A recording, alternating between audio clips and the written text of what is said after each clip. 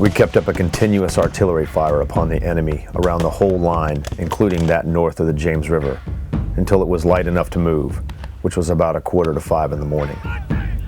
At that hour, Parks and Wright's Corps moved out as directed, brushed the abattis from their front as they advanced under a heavy fire of musketry and artillery, and went without flinching directly on till they mounted the parapets and threw themselves inside the enemy's line. Following the Confederate loss at Five Forks, Grant determined to strike hard at Petersburg. He ordered continuous artillery fire along the enemy line throughout the night of April 1st. At 4 o'clock in the morning on April 2nd, the 9th and 6th Corps would attack along their respective fronts. The 6th Corps assaulted the Confederate trenches along Boydton Plank Road. The 9th Corps was to strike at Confederate-held Fort Mahone. Major Oliver Bobbyshow was with the 48th Infantry Regiment in the 9th Corps and described the assault on Fort Mahone, or as he named it, Fort Hell. 4 o'clock on the morning of the 2nd, a heavy artillery fire was opened all along the rebel lines. Skirmishers were pushed forward, and at 4:30 the troops advanced with great alacrity and enthusiasm upon the rebel fortifications.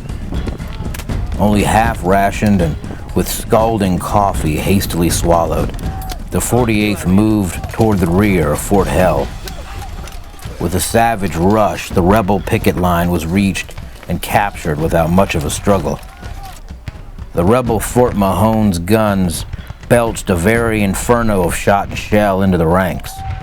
On pushed the boys, determined to capture the dire old tormentor who had troubled them so the winter long. The attack was almost impetuous. The initial attack of the 9th Corps was successful, capturing 3 Confederate batteries. The Southerners were low on manpower. Their line was stretched thin. But the Confederate trench works that had hampered Union offensives so often slowed progress to a halt. Then, the Confederates were able to turn their own heavy guns onto the Federals. But as Bobby Schell of the 48th Regiment describes it, the Union troops did not stop fighting. General Curtin, apparently unconcerned under the tempest of shot and shell poured into the command, had the regimental colors brought to him. The men rallied around their standard and, led by the brave Curtin, renewed the assault, pushed through the obstructing abattis, over the moat, scaled the earthworks, securing a lodgment on the walls. Along came the 39th New Jersey, the color bearer gallantly springing right into the midst of the rebels, an act of bravery that excited the admiration of all who witnessed it. Captain John L. Williams of Company F shouted, "Forward, boys, and save the Jersey colors." With one bound, the men sprang forward, A hand-to-hand encounter ensued, which lasted but a moment. The rebels were overpowered. The fort was captured, and the enemy driven beyond it for a considerable distance. The Ninth Corps had overrun the Confederate trenches, but Southern resistance was fierce. It was hours before they could overcome Fort Mahone and hold it, and that was due in large part to the success of the Sixth Corps. The Sixth faced Lieutenant General A.P. Hill's Corps of veterans, but again, the Confederate line was thin. Before dawn, the Sixth had smashed a hole in the Confederate line at Boydton Plank Road. Into that hole poured the 24th Corps. They crossed Boydton Plank Road, headed north.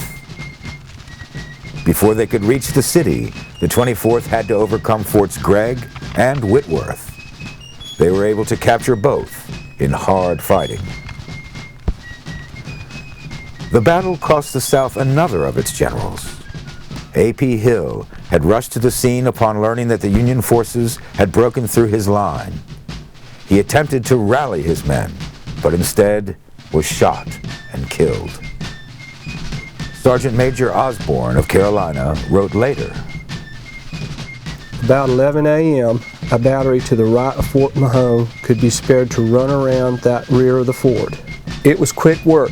For less than 30 minutes, there was not one wounded Yankee left. They retreated down the ravine, not stopping until they reached their works. The open space of Fort Mahone was literally covered with blue-coated corpses. With that one break through the Confederate lines, the Southern defenses around the city were indeed untenable. After 9 long months of trench warfare that would not be seen again until World War I, the siege of Petersburg was over. The Confederate forces had withdrawn into the city's inner defenses. Grant planned another artillery bombardment to begin at 5 a.m. on April 3rd, followed by another assault an hour later. But General Robert E. Lee evacuated the city in the night. Lee retreated to the west, hoping to link up with General Joseph E. Johnston's forces in North Carolina. But his own army was disintegrating, shedding deserters as it marched. Whatever else it might still have, the Confederacy did not have enough men to fight the North. The Southern forces were worn out. But in truth, there was one source of manpower to which they could still turn to fill their ranks: slaves. The Union had been recruiting African American men, both slaves and free blacks, since the Emancipation Proclamation on January 1st, 1863. In fact, some all-black fighting units were organized even before that time. A large concentration of the United States colored troops were involved in the siege of Petersburg. 15 of these men would earn the Medal of Honor for their fighting. So if the North, which certainly had its own racial prejudices to overcome, recognized the value of African Americans as soldiers, why couldn't Southerners? A few Southerners did. In December 1863, Confederate General Patrick Cleburne prepared a memo to his fellow officers. Cleburne argued that, given the overwhelming numerical superiority of the Union forces, Southerners must be willing to give up their slaves rather than become slaves themselves. Some of Cleburne's fellows agreed, but others were outraged, even calling him a traitor. Eventually, though, the memo found its way to President Jefferson Davis. His cabinet reacted so harshly that Davis instructed Joseph Johnston, commander of the Army of the Tennessee, to squash all discussion of Cleburne's suggestion. As the war dragged on, however, more Southerners began to consider the possibility of offering slaves freedom for service in the Confederate Army. By late 1864, General Robert E. Lee and Secretary of State Judah Benjamin were pushing to give slaves freedom if they would fight for the Confederacy. Although most were still outraged by the idea, the Confederate Congress finally approved a plan for enlisting slaves on March 13, 1865. The Confederacy managed to quickly assemble 2 companies of black soldiers, but they never saw combat. Once Lee was forced to evacuate Petersburg, it was no longer possible to hold Richmond. The capital of the Confederacy had to be surrendered. As President Jefferson Davis sat in church on April 2nd, he received a dispatch from Lee. Petersburg would fall. Richmond would follow. The Confederate government must evacuate immediately. Davis and his cabinet fled Richmond on the last available railroad line. They brought with them the city's defenders, the treasury, and whatever records that they could carry. Everything else that might be of military, industrial, or intelligence value was burned. As the soldiers retreated, their orders were to burn the armory, the bridges, the warehouses, and any supplies remaining. The fire spread out of control, destroying large portions of the city. As historian James McPherson wrote, "Southerners burned more of their own capital than the enemy had burned of Atlanta or Columbia."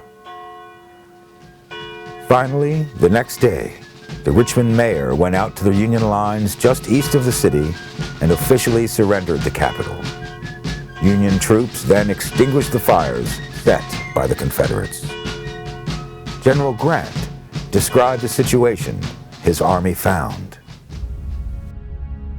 I received a dispatch from General Weitzel which notified me that he had taken possession of Richmond at about 8:15 o'clock in the morning of that day, the 3rd, and that he had found the city on fire in 2 places.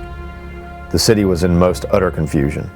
The authorities had taken the precaution to empty all the liquor into the gutter and to throw out the provisions which the Confederate government had left for the people to gather up. The city had been deserted by the authorities, civil and military, without any notice whatever that they were about to leave. In fact, the very hour of the evacuation, the people had been led to believe that Lee had gained an important victory somewhere around Petersburg. President Abraham Lincoln was visiting General Grant at the time that Petersburg and then Richmond had fallen. On April 4th, he and his young son Tad toured the fallen capital. An aide-de-camp of General Weitzel named Thomas Graves assisted with Lincoln's tour. The president had arrived about 9 o'clock at the landing called Rockets upon Admiral Porter's flagship, the Malvern. As soon as the boat was made fast without ceremony, he walked on shore and started uptown. As soon as Admiral Porter was informed of it, he ordered a guard of Marines to follow as an escort. But in he walked of about 2 miles, they never saw him, and he was directed by Negroes. At the Davis house, he was shown into the reception room with a remark that the housekeeper had said that the room was President Davis's office. As he seated himself, he remarked, "This must have been President Davis's chair." And crossing his legs, he looked far off with a serious, dreamy expression. The war seemed all but over, but the dying was not yet finished. General Sheridan's cavalry blocked Lee's flight southwest to join Johnston again and again. Meanwhile, the Union Army maintained its pursuit. And on April 3rd, a cavalry division under Brigadier General George Armstrong Custer struck Lee's rear guard at Namazine Creek. Both sides took losses, but Custer's men were able to take 350 prisoners, plus 100 horses and an artillery piece. Another Union cavalry brigade burned supply wagons and skirmished with Confederate forces at Amelia Springs on April 5th. The Army of the Potomac and the Army of Northern Virginia met for what would be their last significant battle on April 6th. Grant described the action. The armies finally met on Sailor's Creek when a heavy engagement took place, in which infantry, artillery, and cavalry were all brought into action. Our men on the right, as they were brought in against the enemy, came in on higher ground, and upon his flank giving us every advantage to be derived from the lay of the country. The enemy's loss was very heavy, as well in killed and wounded as in captures. Some 6 general officers fell into our hands in this engagement, and 7,000 men were made prisoners. With those losses, Lee had run out of options. He struggled to reach supply trains at Appomattox Station, but those had already been captured by Custer's cavalry. Grant wrote, "The Confederates were surprised to find our cavalry had possession of the trains. However, they were desperate and at once assaulted, hoping to recover them. In the melee that ensued, they succeeded in burning one of the trains, but not in getting anything from it. Custer then ordered the other trains run back on the road toward Farmville, and the fight continued. A sharp engagement ensued, but Lee quickly set up a white flag." Grant and Lee had already been exchanging messages, with Grant hoping to avoid further conflict. With the supply trains lost, Lee was finally ready to discuss terms of surrender. They met in the village of Appomattox Court House, at the home of Wilmer McLean. Brevet Brigadier General Horace Porter described the meeting. The contrast between the two commanders was striking, as they sat 10 feet apart. General Grant, then nearly 43 years of age, was 5 feet 8 inches in height, with shoulders slightly stooped. He had on a single-breasted blouse made of dark blue flannel, unbuttoned in the front. He wore an ordinary pair of top boots with his trousers inside. The boots and portions of his clothes were spattered with mud. He had no sword, and a pair of shoulder straps was all there was to designate his rank. In fact, aside from these, his uniform was that of a private soldier. Lee, on the other hand, was fully 6 feet in height, quite erect for one of his age. His hair and full beard were a silver gray and quite thick. He wore a new uniform of Confederate gray, buttoned up to the throat, and at his side he carried a long sword of exceedingly fine workmanship, the hilt studded with jewels.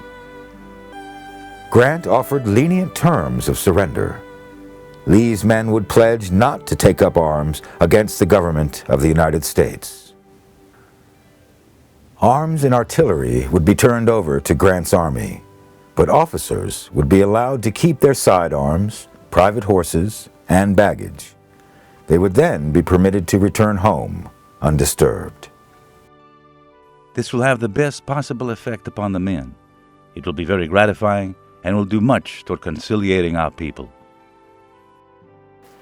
Grant also promised to send Lee's men, who were desperately undersupplied and hungry, 25,000 rations. As Lee left the McLean house, some of Grant's soldiers began to cheer and fire celebratory shots into the air. Grant ordered them to cease.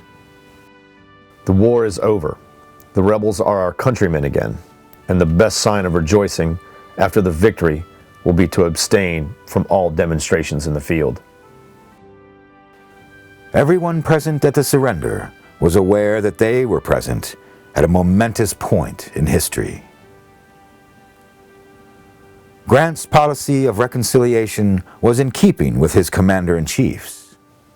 Throughout the war, Lincoln was thinking about how to bring the rebel states back into the Union as quickly and smoothly as possible. The 13th Amendment, abolishing slavery, had been passed by the U.S. Senate on April 8, 1864, and it passed the House on January 31, 1865. On December 18th of that year, it would be adopted into the Constitution. The Confederate States would be returning to a very different Union from the one that they had left. Lincoln wanted to make it relatively easy for states to return to the fold. His policy was based on the belief that states could not, in fact, secede from the Union. They did not need to be readmitted. They merely needed to be restored to their proper state. His December 1863 proclamation of amnesty and reconstruction, in addition to pardoning almost all Confederates, required only that 10% of a state's voting population take an oath of loyalty to the United States, and then vote to reestablish a legitimate Republican government. new state governments would have to abolish slavery. The 13th Amendment, abolishing slavery in the United States, had already passed the Senate and the House. 3 states, Louisiana, Tennessee, and Arkansas, had already met Lincoln's requirements and established Lincoln governments. Congress resented Lincoln's 10% solution. Most wanted significantly harsher terms imposed upon the states in rebellion.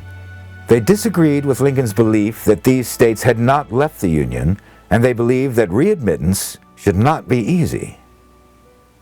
Radical Republicans had passed the Wade-Davis Bill in 1864.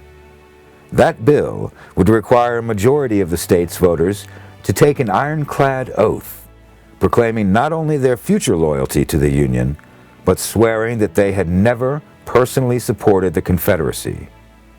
Since roughly 4 out of 5 white males of military age in the South had fought for the Confederacy, this requirement was an impossibility. He wanted to maintain presidential control over the restoration of the states, so he tried to accomplish as much as possible while he could claim the authority given to the president in times of war. On April 14, 1865, Lincoln met with his cabinet to discuss Reconstruction and how to treat Confederate leaders after the war. Lincoln was clear. "I hope there will be no persecution, no bloody work after the war is over. No one need expect me to take part in hanging or killing those men, and even the worst of them. Frighten them out of the country, open the gates, let down the bars, scare them off. Enough lives have been sacrificed. We must extinguish our resentments if we expect harmony and union." There has been too much desire on the part of some of our friends to be masters, to interfere with and dictate to those states, to treat the people not as fellow citizens, and there is too little respect for their rights. I do not sympathize in these feelings. Less than 12 hours after making that statement, President Abraham Lincoln escorted his wife into Ford's Theater to attend a play. The mood was festive in light of recent events. The war was not technically over, but the end was near. Mr. and Mrs. Lincoln had even begun discussing what they might do now that the mountainous burden of Civil War was removed from his shoulders. Then a little after 10 p.m., stage actor John Wilkes Booth fired a bullet into the president's head. Booth and a group of co-conspirators planned the assassination of Lincoln, Vice President Andrew Johnson, Secretary of State William Seward, General Grant, and others. They hoped to revive the Confederacy's spirits while General Joseph Johnston's army was still free and fighting. Booth's co-conspirators failed, though Seward and his son were wounded. But President Lincoln died the next day, April 15th, 1865. Andrew Johnson was sworn in as president at 11 a.m. on the 15th, about 4 hours after Lincoln breathed his last. After John Wilkes Booth was killed by his pursuers in late April, President Johnson established a military commission to try the surviving conspirators. They were tried, convicted, and several were executed before summer's end. Not surprisingly, people of the North and South reacted very differently to the assassination of Lincoln, as can be seen in diaries from the period. Caroline Richards of New York wrote on April 15th,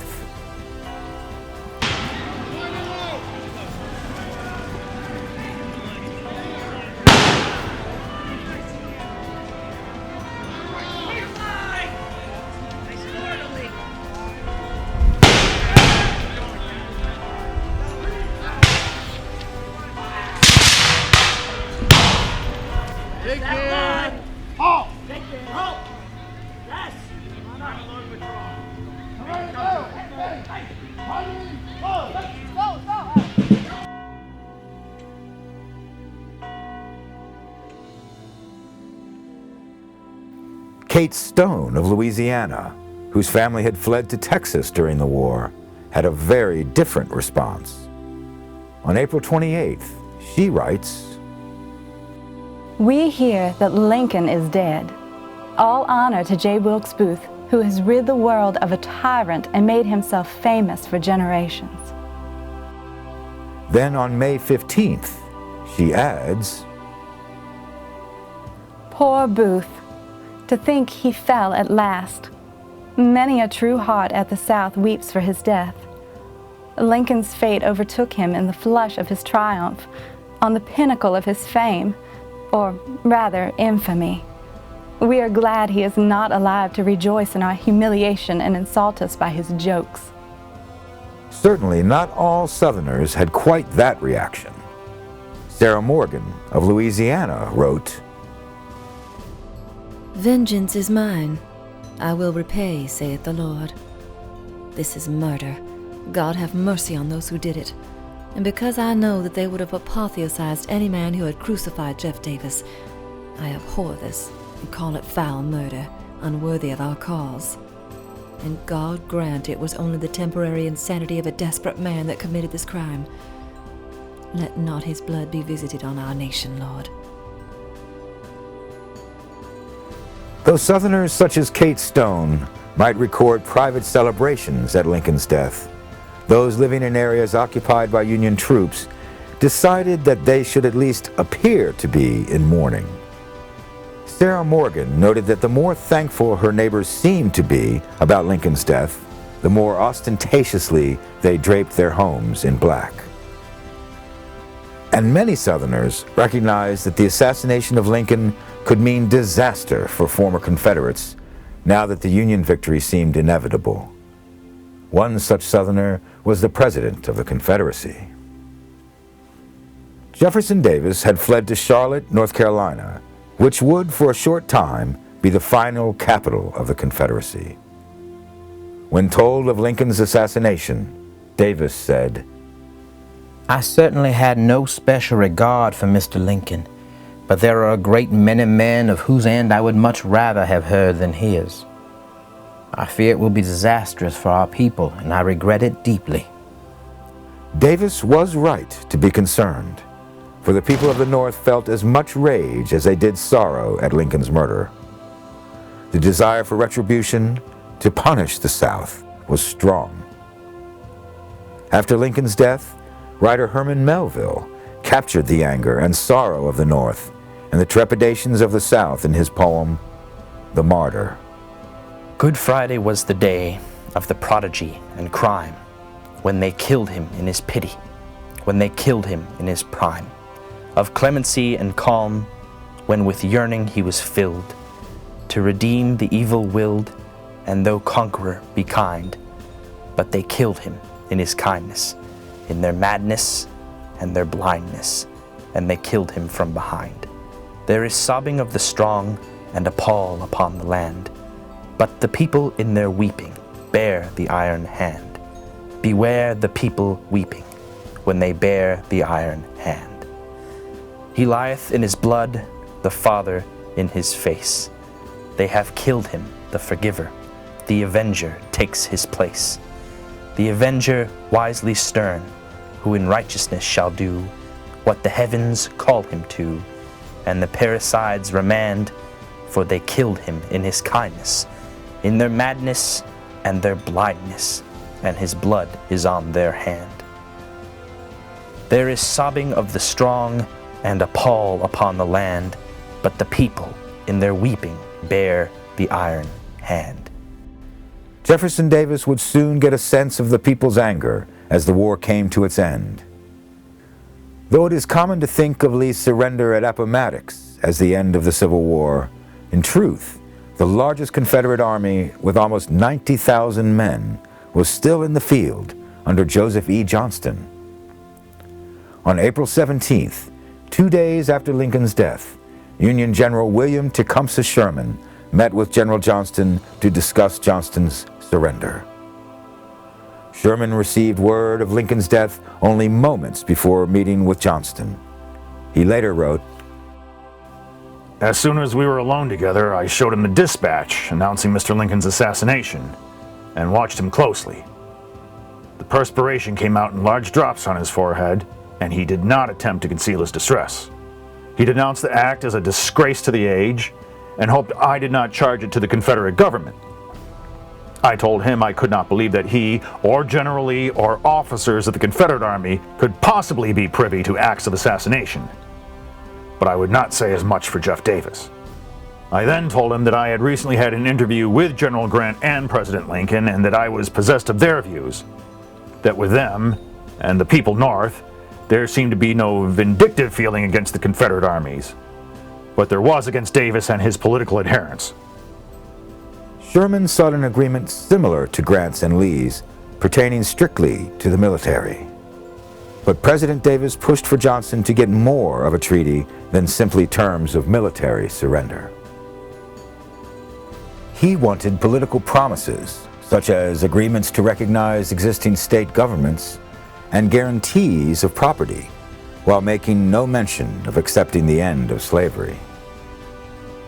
Sherman, in keeping with what he believed Lincoln would have wanted, agreed to the terms, though he acknowledged that he did not have final authority.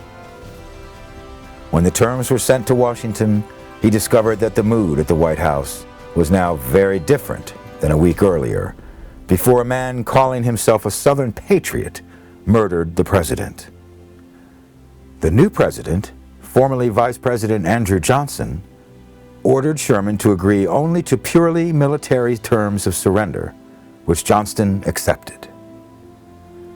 Jefferson Davis did not want to give up the fight. Brigadier General Basil Duke wrote about a meeting between Davis and a handful of brigadier generals days after Johnston's surrender. After some conversation of a general nature, he said, "It is time that we adopt some definite plan upon which the further prosecution of our struggle shall be conducted. I have summoned you for consultation." After we had each given, at his request, a statement of the equipment and condition of our respective commands, Mr. Davis proceeded to declare his conviction that the cause was not lost any more than hope of American liberty had gone amid the sorest trials and most disheartening reverses of the revolutionary struggle, but that energy, courage, and consistency might yet save all. "Even," he said, "if the troops now with me be all that I can for the present rely on, 3,000 brave men are enough for a nucleus around which the whole people will rally when the panic which now afflicts them has passed away." He then asked that I should make suggestions in regard to the future conduct of the war.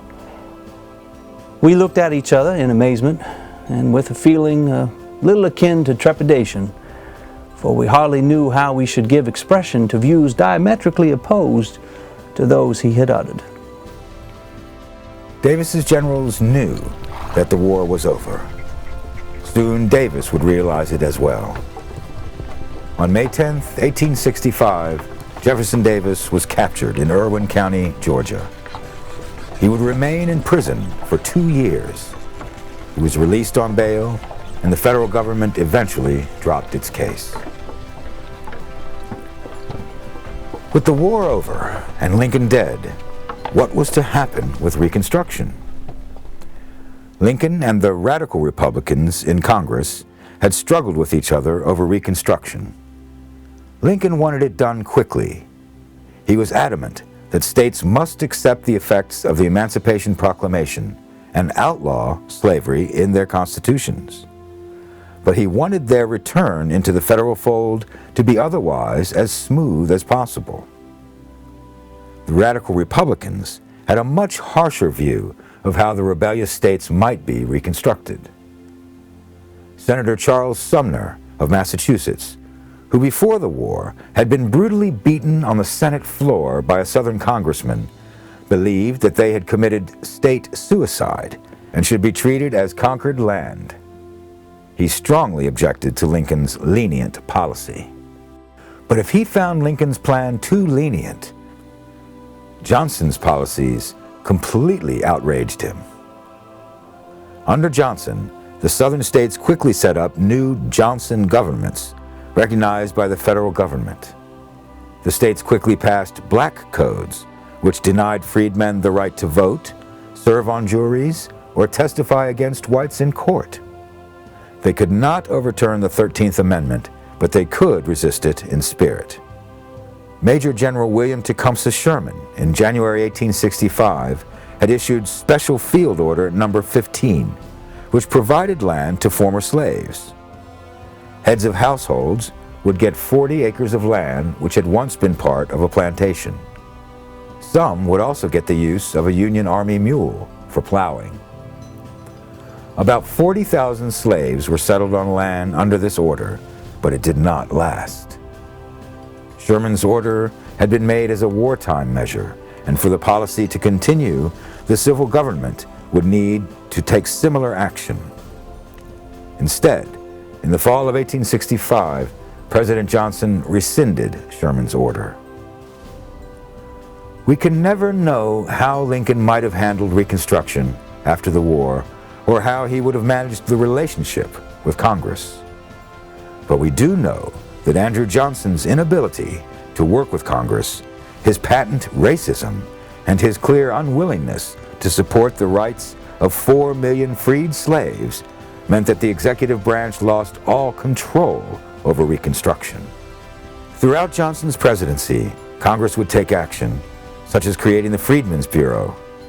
Johnson would veto the act, and then Congress would override his veto. So how did these former slaves survive in the early years after the war? Their individual stories can help bring to light some of the issues they and the nation faced.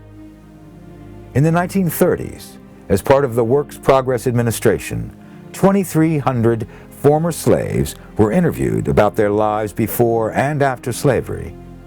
Here, Fannie Berry and Dora Roberts share their personal stories.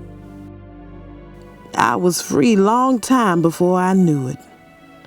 My mistress still hired me out, till one day in talking to the woman she hired me to, God bless her soul, she told me, "Fannie, you are free. And I don't have to pay your master for you now. You stay with me." She didn't give me no money, but let me stay there, work for victuals and clothes, 'cause I ain't got nowhere to go. After the war broke out, we was all carried up to the plantation in Early County to stay till after the war. The day the Emancipation was read, there was sadness and gladness. The old master, he called us all together, and with tears in his eyes, he said, "You is all free. And now you can go just where you please. I have no more jurisdiction over you. All who stay will be well cared for, but the most of us, we wanted to come back to be the place where we lived before, Liberty County." So he outfitted the wagons with horses and mules and give us what there was of provisions on the plantation and sent us on our way to the old plantation in Liberty County. We get in such a bad fix, some of the people died.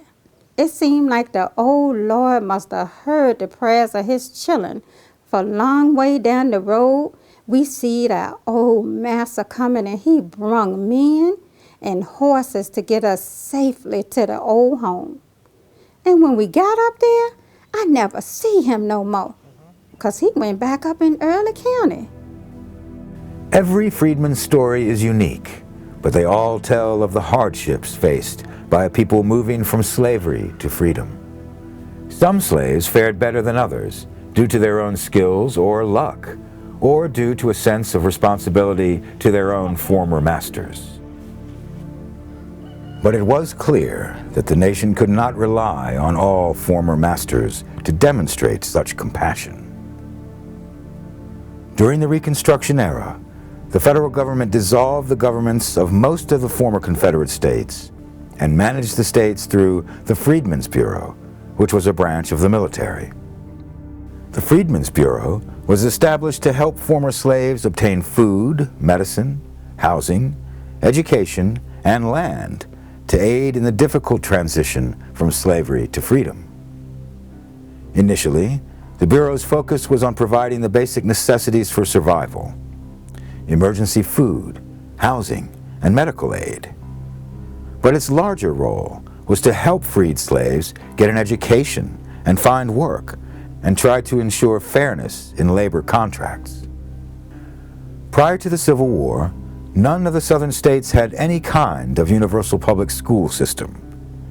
The Freedmen's Bureau took on the task of establishing Southern schools for former slaves to teach basic literacy.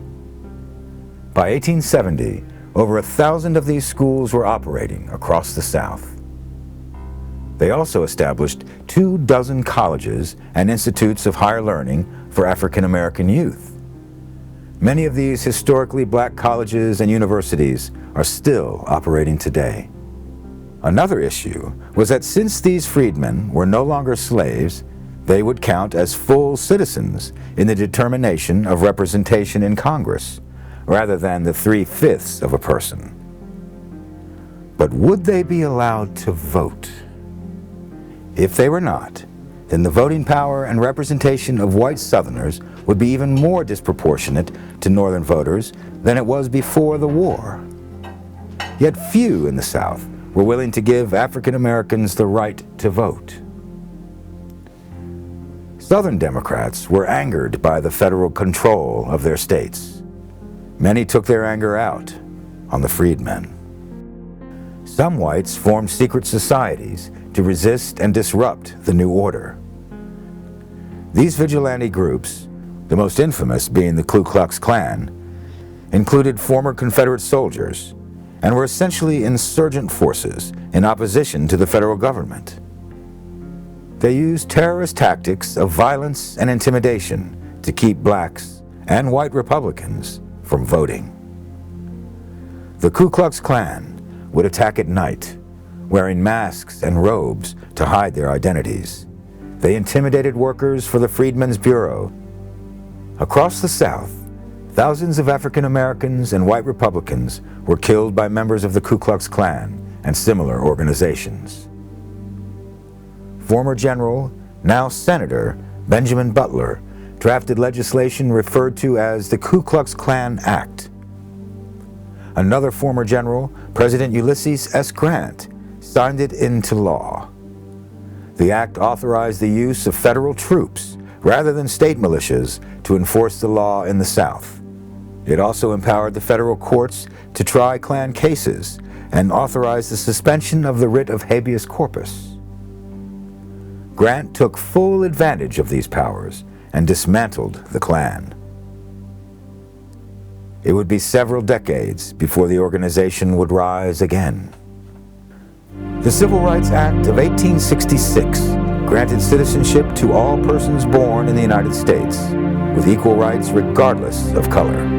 This act was passed over the veto of President Johnson, and the policy was further cemented into law by constitutional amendments. The 14th and 15th Amendments clarified that the blacks were expected to have the same rights as white citizens. The 14th Amendment, ratified in 1868, stated that all persons born in the U.S. are citizens of the country and of the state in which they live. It further required states to provide equal protection under the law to all their citizens and prohibited states from depriving any person of life, liberty, or property without due process. The 15th Amendment, ratified in 1870, prohibited any state or local government from denying citizens the right to vote based on race, color, or having been a slave. It is certainly true that governments stretched and broke these restrictions over the following decades. But the amendments gave African Americans and others the tools needed to eventually force state and local governments into compliance. Therefore, blacks gained the vote across the southern states and began putting African Americans into elected office. During this period, hundreds of African Americans were elected to state legislatures. 21 were elected to the U.S. House of Representatives, including 10 former slaves, and 2 were sent to the U.S. Senate, one of them a former slave. But these gains did not last. Once Southern states were redeemed and freed from federal oversight, they began finding ways to restrict the new rights of black citizens. The KKK and similar organizations had suppressed the black vote in the late 1860s and 1870s. In the 1890s, states created new constitutions that changed voter registration in ways that effectively stripped the right to vote from most blacks and many poor whites. Most prominent were literacy tests and poll taxes. Literacy tests should not have kept most blacks from voting, since the schools created by the Freedmen's Bureau had succeeded in driving down the illiteracy rate amongst the blacks. But some literate blacks were often unable to pass literacy tests administered by white voter registrars.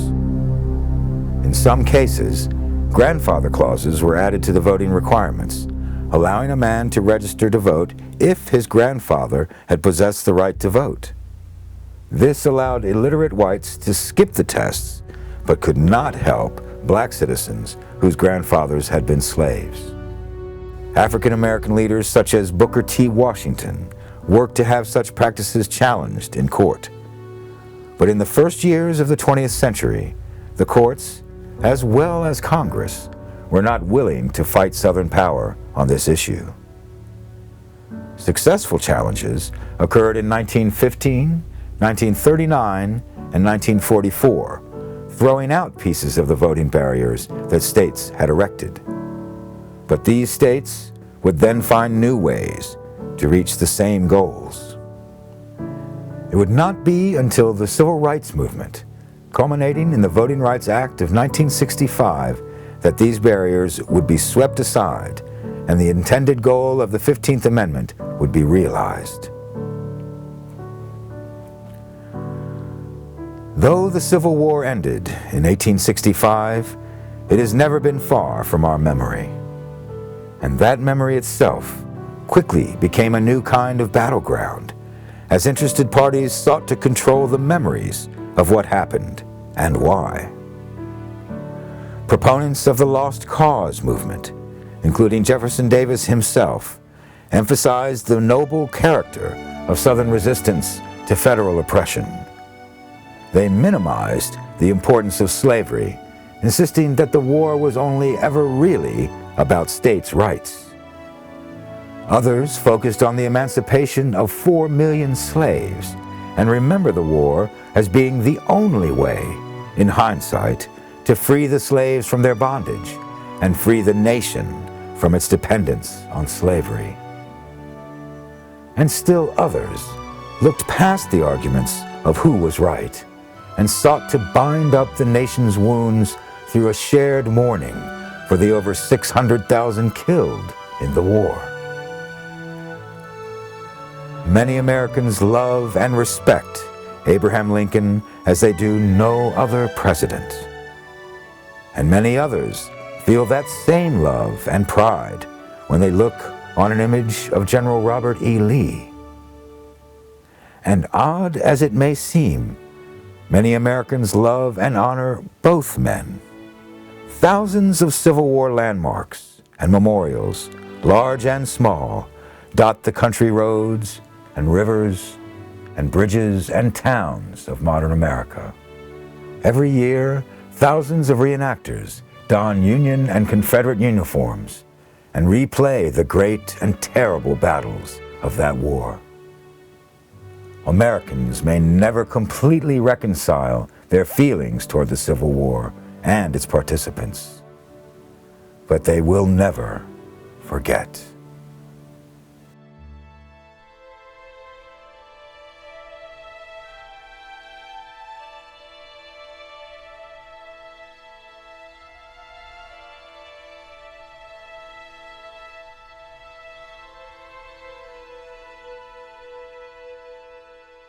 Thanks for watching. If you'd like to help us produce more compelling historical content like this, please like, comment below, and share this video with fellow history buffs. And of course, be sure to subscribe to help keep history happening.